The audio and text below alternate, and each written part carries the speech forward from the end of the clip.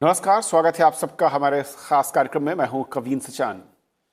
और अपने आज इस खास कार्यक्रम में हम बातचीत करेंगे कि संविधान में शिक्षा और स्वास्थ्य को लेकर क्या बातें कही गई हैं। शिक्षा और स्वास्थ्य के मसले पर हमारा संविधान क्या रास्ता दिखाता है, क्या उपाय किए गए और किसके द्वारा शिक्षा और स्वास्थ्य की जिम्मेदारी जनता के लिए देने की बात उसमें कही गई। और आज़ादी के बाद बीते 7 दशकों में किस तरीके से संविधान के बताए रास्ते और विकल्पों के आधार पर हमारे तमाम सरकारों ने इस दिशा में कदम बढ़ाए हैं। और हमारे साथ आज इस चर्चा में जुड़ रहे हैं 3 बेहद खास मेहमान। हमारे साथ मौजूद हैं कपिल साकला साहब, जो कि एडवोकेट हैं सुप्रीम कोर्ट में। स्वागत है आपका। हमारे साथ सुनीता ओझा जी हैं, जो कि सुप्रीम कोर्ट में एडवोकेट हैं। आपका भी स्वागत है। और सत्यप्रकाश हमारे साथ हैं, जो कि लीगल एडिटर हैं द ट्रिब्यून से। सत्या, आपका भी स्वागत है। शुरुआत में कपिल जी आपसे करना चाहूँगा कि अगर मैं पहले स्वास्थ्य को ही देखूं और भारतीय संविधान के नज़रिए से, और उस वक्त जब इसकी स्थापना हुई और जब एक लंबी बहस के बाद इसमें स्वास्थ्य के मसले पर चर्चा हुई, किस तरीके से उस वक्त की ज़रूरतें थीं जिसको हमने संविधान में शामिल किया, और साथ ही साथ जो इसको लेकर जिम्मेदारी तय की गई वो क्या और किसे दी गई? देखिए, जो स्वास्थ्य को लेके, हेल्थ को लेके जो लड़ाई रही है वो काफी सालों से रही है, काफी डेकेड से रही है। अनफॉर्चुनेटली इसको जबकि डायरेक्टिव प्रिंसिपल्स में डाल दिया गया था, काफी सारे अलग अलग समय में इस पे आवाज भी उठाई गई थी, पार्लियामेंट में भी क्वेश्चन उठे थे, पर इसमें कोई खास काम हुआ नहीं था। जो हेल्थ का जो राइट है, ये सुप्रीम कोर्ट की काफी जजमेंट्स की वजह से क्लैरिफाई हुआ, क्रिस्टलाइज हुआ। और इसको जैसे कि आप बोलते हैं कि हमारे फंडामेंटल राइट्स में जिस तरह से लेकर आया गया कि ये राइट टू हेल्थ जो है वो राइट टू लाइफ के साथ माना जाएगा, बहुत इंपॉर्टेंट राइट माना जाएगा। आपकी लाइफ किस तरह से आप जीते हो उस पर माना जाएगा। ये सारे के सारे इश्यूज काफी सारे सुप्रीम कोर्ट की जजमेंट्स की वजह से हो। जो लेटेस्ट हुआ वो पोल्यूशन के जो लॉस थी वो भी जो लेकर आई गई, वो भी इसी बाबत लेकर आई गई। और इम्पोर्टेंटली अगर आप ये सोचें कि शुरू में जब इसको सोचें तो ये सोशलिस्ट वेलफेयर स्टेट बनाने की जब बात करी जा रही थी directive principles of state policy में, तो इस पे काफी चर्चा हुई थी, जो पार्ट 4 में हमारे कॉन्स्टिट्यूशन में है। तो जो आर्टिकल 38 था for example directive principles of state policy में, और मैं आपको बता दूं इसमें फर्क ये होता है कि जो फंडामेंटल राइट आपके होते हैं, जानना जरूरी होगा, वो आपके एब्सोल्यूट राइट्स होते हैं जिसको कोई ले नहीं सकता। और जो directive principles of state policy होती है वो एक तरह से स्टेट की पॉलिसी, स्टेट का प्रॉमिस होता है कॉमन सिटीजन्स को, पब्लिक को, कि हम कोशिश करेंगे कि हम आपको ये चीज डिलीवर कर सकें, ये दे सकें। हम कोशिश करेंगे कि हमारे बेस्ट एंडेवर हुआ कि हम ये चीज आप तक पहुंचा सकें। तो जैसे कि और ये एक अमेंडमेंट से पार्ट 4 लेकर आया गया था इमरजेंसी के समय में। और जो ये इश्यूज हैं ये बेसिकली स्टेट लेवल पे भी हो सकता है और सेंट्रल लेवल पे भी हो सकता है, क्योंकि जो हमारी लिस्ट है, जो हमारी ड्यूटीज हैं, वो स्टेट लेवल पे, सेंट्रल लेवल पे और एक कंकरेंट लिस्ट से जुड़ी हुई होती है। तो जैसे कि आप बोलेंगे कि जो वेलफेयर है, जो वेलफेयर ऑफ कॉमन सिटीजन्स है, वो आर्टिकल 38 में था। जो 39E में ये बोला गया था कि जो आपकी जो हेल्थ है कॉमन सिटीजन्स की, आदमी, औरत और बच्चे की, वो स्टेट एंडेवर करेगा कि खराब ना हो, किसी तरह से बर्बाद ना हो। वैसे ही 41 में ये कहा गया था कि ओल्ड एज में और बीमारी में स्टेट जो है, सरकार जो है, वो कोशिश करेगी कि पब्लिक असिस्टेंस दे सके। तो जो हॉस्पिटल्स वगैरह खुलते हैं, जो सरकारी हॉस्पिटल खुलते हैं, और जो अगर आप स्टेट लेवल में देखते हैं, जो ये सर्दियों के समय जो कैंप्स बनाए जाते हैं ताकि ओल्ड एज के लोग जो हैं, जो सड़क पे लोग सो रहे हैं, उन सब का ध्यान दिया जा सके। जो डॉक्टर्स प्रोवाइड करे, मोहल्ला डॉक्टर्स जो हैं वो जो प्रोवाइड करे जाते हैं, ये सारे डायरेक्टिव प्रिंसिपल्स में करे जा रहे हैं। उसी तरह से मैटरनिटी बेनिफिट्स हो गए, जो आप बोलते हैं कि पब्लिक हेल्थ को इंप्रूव करेंगे, ये 47 में हो गया। और 48A जो कि काफी जरूरी है कि एक पोल्यूशन फ्री एनवायरनमेंट रखेंगे। जैसे कि मैं आपको कह रहा हूँ, ऑनरेबल सुप्रीम कोर्ट की ही जजमेंट से आया था, जहां पे पटाखों के ऊपर आया था। एनजीटी ने जो पोल्यूशन लॉज लेकर आए थे कि गाड़ियां नहीं चलेंगी, जो पोल्यूटिंग इंडस्ट्रीज थी उनको कैपिटल और मेन एरिया से हटा दिए गए। तो ये जो सारे के सारे आप जो राइट्स बोल रहे हो, ये बहुत ही, ये जुडिशियल एक्टिविज्म से आए। और जुडिशियल एक्टिविज्म ऐसे कि या तो किसी ने केस फाइल करा हो, या PIL या स्टेट या सॉरी जो कोर्ट है, कोर्ट ने या एनजीटी ने, ट्राइब्यूनल ने अपने ऊपर ये एक तरह से ड्यूटी रख ली कि जो ये डायरेक्टिव प्रिंसिपल्स हैं, हम उनको फंडामेंटल राइट से जोड़ेंगे, राइट टू लाइफ के साथ जोड़ेंगे, आर्टिकल 21 के साथ जोड़ेंगे, और हम बोलेंगे कि एक जो कॉमन सिटीजन है, नागरिक जो है, उसको बेस्ट लाइफ जीने का अधिकार है, जिसमें एक पोल्यूशन फ्री एनवायरनमेंट हो, हेल्दी एनवायरनमेंट हो, खाना अच्छा मिले। उसी तरह से जब आप हेल्थ की बात करते हो तो जो एक्ट्स जो पास करे गए हैं, जो लॉज पास करी गई हैं कि खाना जो होता है, फॉर एग्जांपल जो एग्रीकल्चरल गुड्स होते हैं वो किस तरह से आपके पास आएंगे, किस रेट पे खरीदे जाएंगे, सरकार किस तरह से उसको डिस्पर्स करेगी, ये सारे के सारे इसी के बाबत आते हैं। ये सारे के सारे तरीके से सत्यप्रकाश जी कपिल ने कहा कि मैं थोड़ा सा इसको और अगर बड़ी तस्वीर में और पीछे जाकर मैं अगर थोड़ा सा इसको और दर्शकों के लिए जानना चाहूँ कि अनुच्छेद 21 जब कहता है कि प्रत्येक नागरिक को जीने का अधिकार, क्या इसी के साथ यहाँ पर स्वास्थ्य जो है उसके साथ समाहित था, और इसकी जिम्मेदारी के लिए राज्य स्तर पर या राज्यों को वो जिम्मेदारी दी गई कि किस तरीके से जब हम 50 के दशक में पीछे लौटते हैं और देखते हैं कि क्या हालात थे उस वक्त के चैलेंजेस को आगे देखते हुए उसके उपाय सुझाने के लिए रास्ते जुटाने का काम राज्यों को ऊपर छोड़ा गया? देखिए, उससे मैं आप जो कह रहे हैं वो बिल्कुल सही है, लेकिन उससे भी पहले मैं ले जाना चाहूँगा। देखिए, पहली बार 1950 में जब संविधान लागू हुआ तब जाकर भारत एक लोक कल्याणकारी राज्य के रूप में सामने आया। इसके पहले या तो ब्रिटिश जो शासन कर रहे थे या उसके पहले मुगल या उसके पहले के जो भी शासक रहे हैं वो लोक कल्याणकारी राज्य नहीं था। तो ऐसी स्थिति में पहली बार जब संविधान लागू हुआ तो भारत में जो जिस तरह के राज्य की कल्पना की गई वो लोक कल्याणकारी राज्य है, जिसको अंग्रेजी में वेलफेयर स्टेट कहते हैं। तो उसमें जो संविधान की प्रस्तावना में जो कुछ चीजें कही गई हैं, जिसमें कि आप कहें कि जस्टिस की बात कही गई है, लिबर्टी की बात कही गई है, फ्रैटर्निटी की बात कही गई है, या इंडिविजुअल डिग्निटी की बात कही गई, ये सारी चीज़ें कैसे एक तरह से हासिल की जा सकती हैं, तो उसके लिए संविधान में अलग अलग तरह के टूल्स अपनाए गए हैं। जैसे एक पार्ट 3 में फंडामेंटल राइट्स है, उसके तहत बहुत सारे अधिकार हैं, और जो अधिकार सीधे तौर पे उस समय संविधान निर्माताओं को लगा कि ये सीधे तौर पे नागरिकों को नहीं दिया जा सकता है क्योंकि राज्य उस स्थिति में नहीं होगा, उतनी उसकी माली हालत अच्छी नहीं है, तो बहुत सारी चीज़ें जो डायरेक्टिव प्रिंसिपल्स हैं, directive principles of state policy, जिसको राज्य के नीति निर्देशक तत्व कहते हैं, उसमें डाल दिया गया। उसमें फ़र्क यह है जो फंडामेंटल राइट्स हैं वो स्टेट के जो लीगल ऑब्लिगेशन है, जिसे आप और हम चाहें तो अदालतों में जाकर उसको सुनिश्चित करा सकते हैं कि ये चीज़ें हमें देनी ही पड़ेगी राज्य को। दूसरा जो directive principles of state policy में है उसमें यह है कि वो आपका और हमारा अधिकार नहीं है, लेकिन संविधान राज्य को ये एक तरह का निर्देश दे रहा है कि ये चीज़ें आप नागरिकों के लिए कीजिए, और इसके लिए आर्टिकल 37 के तहत पूरी व्यवस्था है जिसमें किस तरह से कानून बनाकर इसको लागू किया जाए। अब देखिए, अगर जो आपने राइट टू हेल्थ की बात की, अब देखिए जो आर्टिकल 23 है उसमें 23 के तहत एक तरह से फोर्स्ड लेबर पे बैन लगा दिया गया, जो बॉन्डेड लेबर्स, या आर्टिकल 24 के तहत चाइल्ड लेबर पे बैन लगाया हुआ है। तो इस तरह की चीजें की। उसके बाद आर्टिकल 42 में जो राइट टू वर्क और एजुकेशन है उसके बारे में बात की गई 41 में, और उसी तरह से जो 43, 47 जिसकी आपने चर्चा की, जिसमें स्वास्थ्य से रिलेटेड बातें कही गई हैं, उसके तहत कई राज्यों ने अपने यहाँ मद्य निषेध का कानून बनाया हुआ है ताकि लोगों का स्वास्थ्य सुनिश्चित किया जा सके।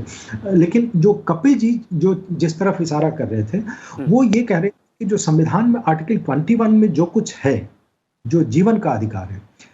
उसको सुप्रीम कोर्ट ने अपने फैसलों से उसको विस्तार दिया है, और उसमें right to clean environment, right to health और इस तरह की बहुत सारी चीजें उसमें शामिल हो गई हैं सुप्रीम कोर्ट के फैसले के कारण। अब 1980 के दशक में ही आप एक राकेश चंद्र नारायण नाम से एक फैसला आया था, उसमें सुप्रीम कोर्ट ने राइट टू हेल्थ की बात की है, और उसके बाद से बहुत सारे फैसले हैं। और जो कॉन्स्टिट्यूशनल मैकेनिज्म है वो ये है कि राइट टू हेल्थ को जैसे ही सुप्रीम कोर्ट ने कहा कि ये आर्टिकल 21 में सन्निहित है हमारे संविधान के,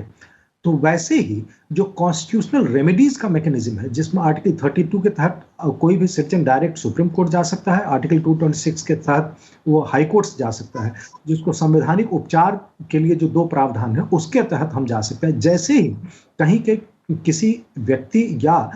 एक समूह के स्वास्थ्य को लेकर खतरा हो, लोग सीधे तौर पे सुप्रीम कोर्ट का दरवाजा खटखटा सकते हैं। अगर आपको ध्यान में हो, अभी हाल ही में जून के महीने में जो कोविड महामारी है उसको लेकर सुप्रीम कोर्ट ने सो मोटो कॉग्निजेंस लिया था और उस पर कार्रवाई चल रही है, अभी भी सुनवाई चल रही है। और उसमें जो टेस्टिंग को लेकर जो उसके लिए जो चार्जेस है वो कितना हो, इसको लेकर सुनवाई हुई ताकि बड़े पैमाने पर लोगों को उपलब्ध हो सके। दो चीजें हैं, एक तो तीन चीजें, एक तो संविधान में जो फंडामेंटल राइट्स के चैप्टर में क्या है, जिसमें आर्टिकल 23, 24 की हमने बात की, और 21 जिसको सुप्रीम कोर्ट ने एक्सपैंड कर दिया है और जिसके तहत राइट टू क्लीन एनवायरनमेंट भी आ गया, तो पॉल्यूशन को लेकर भी सुप्रीम कोर्ट बहुत सारी चीजें कर रहा है। और दूसरा जो डायरेक्ट प्रिंसिपल्स में कई ऐसे प्रावधान हैं जिसको सुप्रीम कोर्ट ने कुछ इंटरप्रेट किया, और उसके तहत जो आर्टिकल 37 कहता है कि डायरेक्टिव प्रिंसिपल्स को लागू किया जाए कानून बना के, उसके तहत कई कानून बनाए गए हैं, हमारी संसद में कानून बनाए हैं, जिसमें आप कहें कि चाइल्ड लेबर्स को प्रोहिबिट करने वाले कानून बने हैं, मैटरनिटी बेनिफिट्स के लिए कानून बने हैं, और इस तरह के और भी कानून बने हैं, जिसमें फैक्ट्रीज में मजदूरों के लिए बहुत ज़्यादा एक्सप्लॉयटेशन नहीं हो, उससे रिलेटेड कानून है, जिसमें टाइम फिक्स किया गया, इतने घंटे ही काम करेंगे, उनको छुट्टियां। ये सारी चीजें एक जो मैं कह रहा था संविधान में प्रावधान है, फंडामेंटल राइट्स में, डायरेक्टिव प्रिंसिपल्स में, उसके बाद सुप्रीम कोर्ट ने उसको एक्सपेंड किया है और हमारी संसद ने कानून बनाए हैं जिसके तहत, और संसद में कानून बनाने के अतिरिक्त कार्यपालिका ने भी, जैसे कि हेल्थ इंश्योरेंस को लेके जो अभी हमारे सेंट्रल गवर्नमेंट की स्कीम्स आई हैं, तो ये जो चीजें हैं और संविधान की जो मूल उद्देश्य है और जो प्रस्तावना में जिन चीजों की तरफ बात की गई है उसको हासिल करने के लिए यहाँ तक की यात्रा हमने तय की है। मैं मानता हूँ कि आगे भी इसको लेके बहुत सारी चीजें की जानी है, और जैसा कि मैंने कहा कि कई राज्यों ने मद्य निषेध का कानून लागू किया है, जिसमें बिहार अलग राज्यों ने अलग अलग पहल की है। लेकिन सुनीता जी, अगर मैं डायरेक्टिव प्रिंसिपल्स की तरफ थोड़ा सा और जाना चाहूँ और उसको हेल्थ सेक्टर के साथ जोड़कर देखूँ, और उसमें स्टेट का जो रोल है किस तरीके से रहा है या किस तरीके से हमारे संसद में उसको देखा गया है, और जो संविधान निर्माता थे उनकी नज़र में जो उद्देश्य था उस वक्त के समय में, उसे किस तरीके से अब तक हमने उसे पूरा किया है आगे? जी धन्यवाद कविंदर जी। एक जब हम संविधान की बात करते हैं तो हम कहते हैं we the people of India, हम भारत के लोग, हमने अपने आप को, कल हमारे 71वीं उनकी मनाएंगे हम लॉ डे की 26 नवंबर को, तो कुछ चीजें, तो we the people of India ने जब अपने आप को ये संविधान दिया तब कुछ अधिकार, क्योंकि ये देखिए हमारा एक कॉलोनियल लेगेसी था, एक हिस्ट्री था जहाँ पे लोगों की स्वतंत्रता के अधिकारों की हनन हुई थी, तो we the people of India ने मौलिक अधिकार रखे हैं जिनको हम फंडामेंटल राइट कहते हैं, जो एनफोर्सिएबल हैं। लेकिन कुछ ऐसे अधिकार जो हमारे लिए अहम थे, जो लोगों के लिए अहम थे, जो उनकी समस्याओं को, उनके चैलेंजेस को, उन लोगों को मौलिक अधिकार में नहीं रखा गया, लेकिन उनको मौलिक बनाया गया। वो देश की, वो गवर्नमेंट की जो नीति निर्देशक जो हैं, पार्ट 4, उसके लिए वो मौलिक होंगे। तो मौलिक अधिकार भले ही ना हो, वो मौलिक हैं, मौलिक सिद्धांत हैं। तो देश जब सरकार चलाती है, चाहे वो आपकी फेडरल हो, सेंट्रल गवर्नमेंट हो, या फिर आपकी राज्य सरकारें हो, उनको इन पार्ट 4 में आना है और यहाँ से अपने लिए दिशा निर्देशन को तय करना है।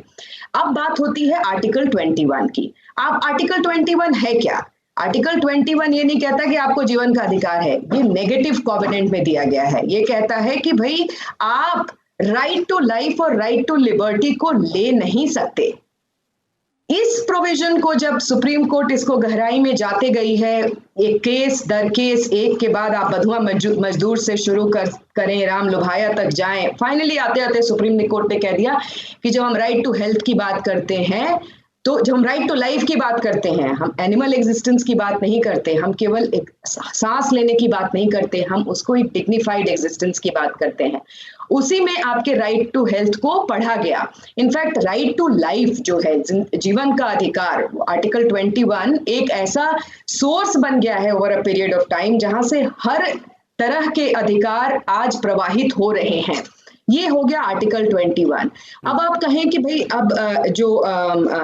जो स्टेट का, क्योंकि ये सब्जेक्ट जो है हेल्थ एज अ सब्जेक्ट आता है आपके स्टेट में, तो स्टेट गवर्नमेंट अपने जो भी है आप उनकी पॉलिसीज बनाती हैं, प्रोग्राम्स बनाती हैं, वो कंट्रोल, लोकल हेल्थ, पंचायत, ये सब स्टेट में आता है।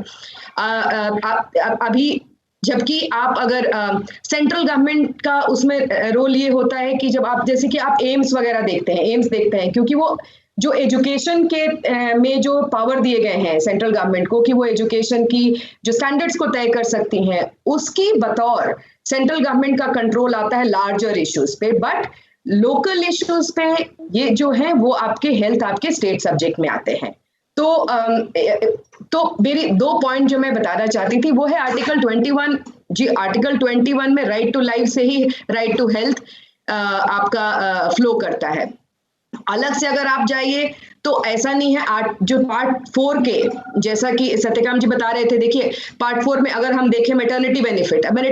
बेनिफिट कहाँ से आ रहा है? वो पार्ट 4 का पार्ट है जो नीति निर्देशक हैं सरकार के, जहां बोला गया था कि भाई आप state will make provisions for human conditions of work and maternity relief. इस पे आपके मैटरनिटी रिलीफ के कानून बने, जो आपके अनिवार्य और निःशुल्क एजुकेशन की बात हुई। 93 अमेंडमेंट एक्ट आया, उसमें ये दिया गया, मतलब आपकी जो अनिवार्य और निःशुल्क एजुकेशन की बात भी बहुत पहले से हो रही थी संविधान, बहुत सारे आपके जजमेंट्स में, लेकिन फाइनली 2000 में आकर के अब सरकारों को लगा कि अब ना समय भी आ गया है और अब हम काफी उस मुकाम पे भी पहुंच गए हैं कि हम इसको इम्प्लीमेंट कर सकते हैं, और ये इम्प्लीमेंट हो रहा है, लोगों को मिल रही है अनिवार्य। तो शिक्षा को जिस हद तक लिया गया है, आई थिंक आफ्टर कोविड-19 स्वास्थ्य को भी उसी इमरजेंसी, उसी सीरियसनेस और उसी ट्रांसपेरेंसी और कोऑपरेशन से लेने की जरूरत है, क्योंकि ये समझ में आ गया कि स्वास्थ्य कोर है हमारे लिए, बहुत जरूरी है हमारे लिए। बिल्कुल। और सत्य, अगर मैं शिक्षा पर जैसा कि कहा सुनीता जी ने, और जो संविधान है वो किस तरीके से निर्देशित करता है या फिर अधिकारों के लिहाज से कितना वहाँ पर क्षेत्र या ताकत दी गई है, और सरकारों के नज़रिए से क्या महत्वपूर्ण संशोधन अगर संविधान में कहें जो शिक्षा के क्षेत्र में बड़े पड़ाव के तौर पर दिखते हैं, और जिसके बारे में शायद एक गाइडलाइन मैं संविधान में देखता हूँ। देखिए, संविधान में शिक्षा को लेके अलग से जो प्रावधान है उसमें एक तो बाद की व्याख्या में आर्टिकल 21 से उसको जोड़ा गया है, लेकिन जो मूल संविधान है उसमें जो प्रावधान थे उसमें आर्टिकल 41 है जिसमें शिक्षा की बात की गई है, 45 जिसमें कि ओरिजिनली, अभी तो कुछ और प्रावधान है, ओरिजिनली बात की गई थी 6 साल से 14 साल के बच्चों के लिए निःशुल्क शिक्षा की बात की गई थी, और आर्टिकल 46 में शिक्षा की बात की गई है। ये 41, 45 और 46 में शिक्षा की बात की गई है, लेकिन इसको चूंकि ये तीनों प्रावधान directive principles of state policy के चैप्टर में आते हैं, पार्ट 4 ऑफ द कॉन्स्टिट्यूशन है, तो इसके लिए ये एक तरह का स्टेट का लीगल ऑब्लिगेशन नहीं था, ये स्टेट का मोरल ऑब्लिगेशन था। Directive principles of state policy को हम लोग मोरल ऑब्लिगेशन बोलते हैं कि स्टेट को ऐसा करना चाहिए, ऑट टू, और इसलिए हम आप जाके इसको कानून के तहत अदालतों से इसको लागू नहीं करवा सकते थे। लेकिन एक बहुत ही आप कहें कि अच्छी चीज हुई, जो उन्नी कृष्णन बनाम स्टेट ऑफ आंध्र प्रदेश का फैसला है 1993 का, जिसमें सुप्रीम कोर्ट ने अपने फैसले के तहत, अपने आदेश से जो राइट टू एजुकेशन है, और खासकर right to education for children between the age of 6 and 14, 6 से 14 साल के बच्चों के लिए उनका जो शिक्षा का अधिकार है उसको सुप्रीम कोर्ट ने अपने आदेश से फंडामेंटल राइट डिक्लेयर कर दिया।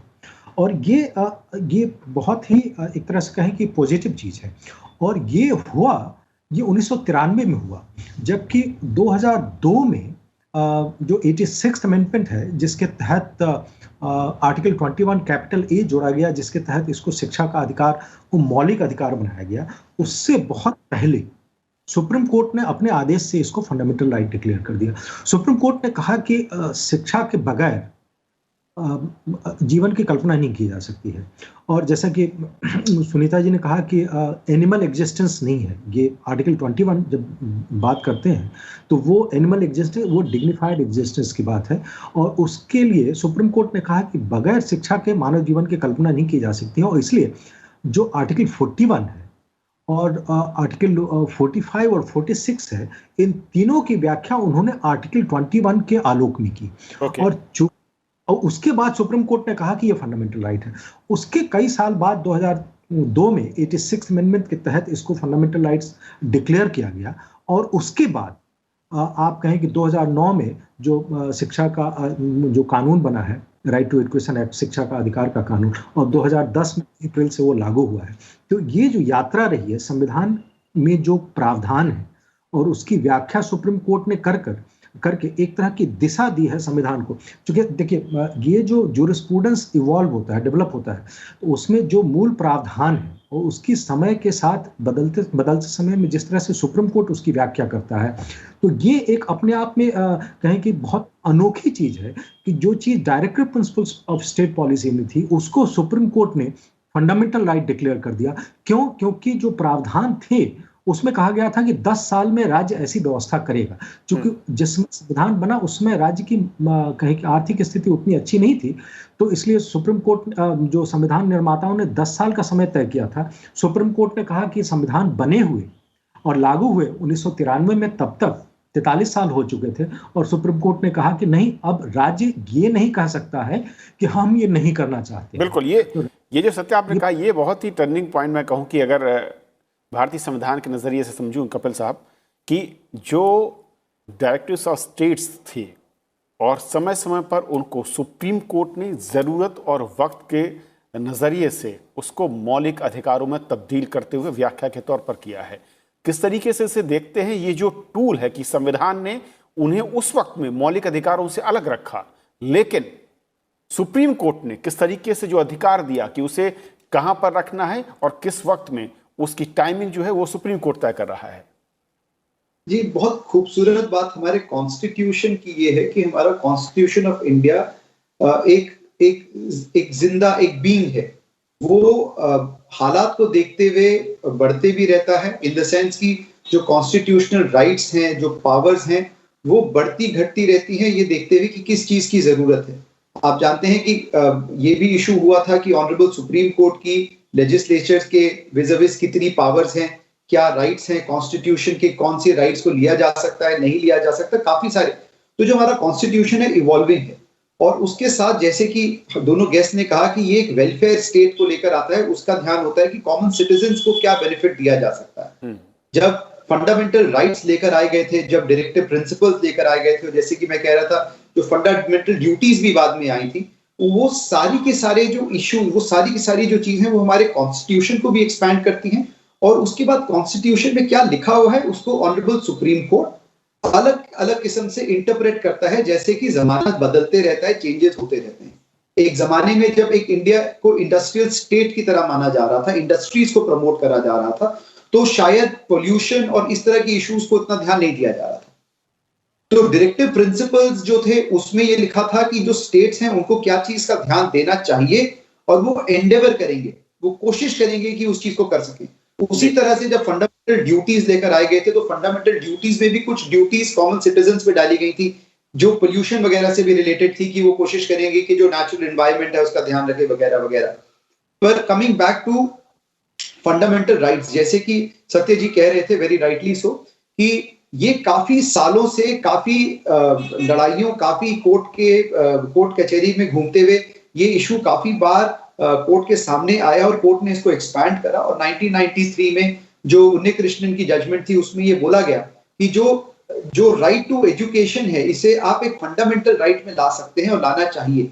परंतु उसके कई सालों के बाद, आई थिंक 2008 में जाके जो राइट टू एजुकेशन है उसका बिल पास हुआ, और 2009 में एक्ट पास हुआ, जैसे कि मेरे दोस्त ने बोला 2010 में वो पावर में लाया गया। और उसमें उस जजमेंट की वजह से जो एक्ट आया, उसमें काफी सारे जो पुराने इश्यूज थे उनको भी ध्यान दिया गया। फॉर एग्जांपल जो एजुकेशन है उसका जो मौलिक अधिकार है वो ये दिया गया कि वो सिर्फ एक जनरलाइज नहीं होगा, बट जैसे कि जो लोअर कास्ट होंगे या डिफरेंटली एबल्ड होंगे या सोशली बैकवर्ड होंगे, उनको भी कुछ राइट्स दिए गए, कुछ रिजर्वेशंस दी गई ताकि उनको भी ऊपर उठा सके। आप समझते हैं कि ये जो इश्यूज हैं ये इकोनॉमिक बैकवर्डनेस के हैं बेसिकली। तो जो इकोनॉमिक बैकवर्ड है उनको किस तरह से उठाया जा सके, उनको किस तरह से लेकर आया जा सके, age appropriate, caste appropriate, class appropriate equality लेकर आएगी, जो सारी की सारी वेलफेयर स्टेट में लेकर आएगी। और इसी के बाबत काफी सारे प्राइवेट जो एजुकेशन सेंटर्स हैं उसमें भी काफी इश्यूज को कंट्रोल करा गया, जैसे कैपिटेशन फीस होती है, इसको इलीगल किया। जो पहले प्राइवेट उसमें आप जो सीट्स होती थी उनको बेच दिया जाता था, वो कमर्शियली यूज करी जाती थी, उसमें काफी कंट्रोल लाया गया। आप बिल्डिंग इंफ्रास्ट्रक्चर पे कितना पैसा ले सकते हो, ये लॉज लेकर आए गए कि आप ऐसे करके अंधेर नगरी नहीं कर सकते, उसमें कुछ रीजनेबिलिटी होती है, आप उसको किस तरह से खर्च रहे हो। बाद में बिल्कुल जो मूल भावना मैं कहूं कि कपिल उस वक्त संविधान निर्माताओं की ओर से थी और उसको शायद पूरी तरीके से आगे बढ़ाने की कोशिश राज्यों की ओर से, और जहां पर चूक हुई वहां पर सुप्रीम कोर्ट के दखल के बाद उसे रेक्टिफाई किया गया। सुनीता जी, एक आखिरी कमेंट बहुत संक्षेप में कि यहां पर भी चाहे वो शिक्षा की बात करें या स्वास्थ्य की बात करें, फ्लेक्सिबिलिटी सबसे महत्वपूर्ण हो जाती है संविधान की, और दूसरा कि यहां पर भी समानता के साथ यानी समानता का अधिकार इन दोनों सेक्टर्स, इन दोनों क्षेत्रों में भी संविधान ने बरकरार रखा। जैसा कि आपने बोला कि बहुत जरूरी है एक बैलेंस बना के चलना, एक दोनों के बीच में फंडामेंटल राइट। और लेकिन जहां शिक्षा की बात आती है और जहां स्वास्थ्य की बात आती है, कोई डाइकोटमी नहीं है। जैसे शुरू में हमने आर्टिकल 21 से जो डिस्कशन शुरू किया, तो जो शिक्षा और स्वास्थ्य वो उसमें कोई डाइकोटमी नहीं है। तो हमारा गोल एक ही है, संवैधानिक गोल, लोगों के एस्पिरेशंस एक ही है। अब बात ये है कि कितना हद तक सरकार इन एस्पिरेशंस को इम्प्लीमेंट कर सकती है, चाहे वो आपका शिक्षा का क्षेत्र हो या फिर आपका स्वास्थ्य का क्षेत्र हो। तो ये I mean this is what I have to say at the end. चलिए, बहुत बहुत शुक्रिया आप तीनों मेहमानों का हमारे साथ भारतीय संविधान में शिक्षा और स्वास्थ्य में क्या कहा गया, किसके लिए क्या अधिकार दिए गए और किस पर जिम्मेदारी दी गई, ये समझाने के लिए। तो आज फिलहाल इतना ही। नमस्कार।